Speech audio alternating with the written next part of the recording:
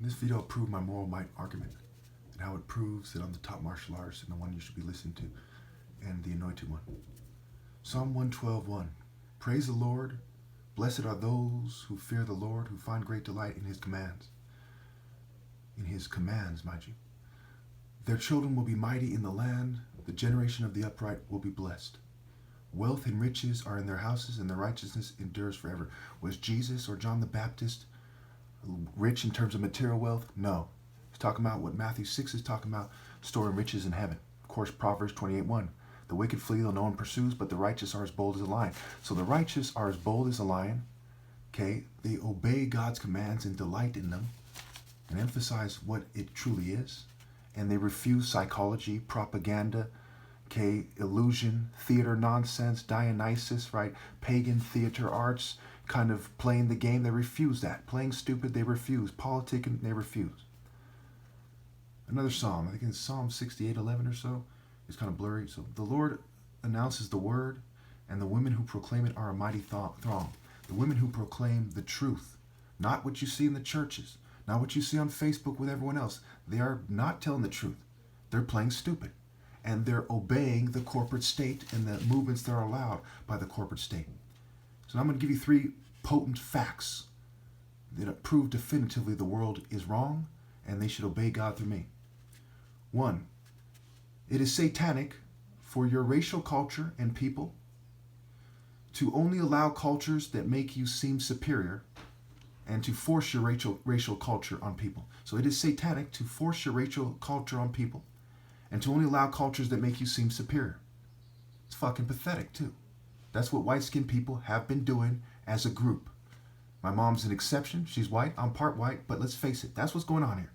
That is satanic. That is selfish. It's childish. It's stupid. It's evil. Life is short. You're going to have to meet your maker with that sniveling philosophy that you people seem to have. Okay? That's key here.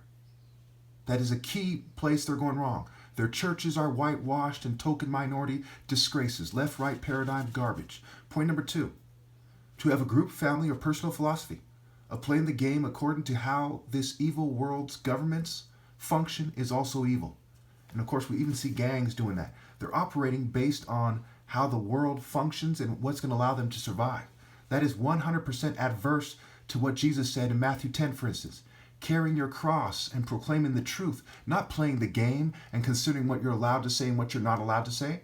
What Jesus and John the Baptist and Stephen said that the corporate governments of the time didn't allow got them killed. Okay, it's still going on today. These people do not allow you to tell the truth. That's why I'm being persecuted, and they're acting like children about it.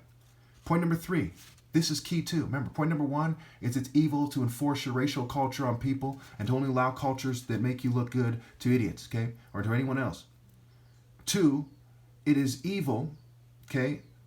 Remember, that's their culture isn't morally precise, okay. There's a difference between that and my argument. I'm even biracial. Anyway, 2, to have any group, family, or personal philosophy that says let's play the game, how it functions, and not tell the truth and get persecuted is also evil. Point number 3, the bitch response effect. This point is key. Point number 3 is the bitch response effect. It goes like this, okay?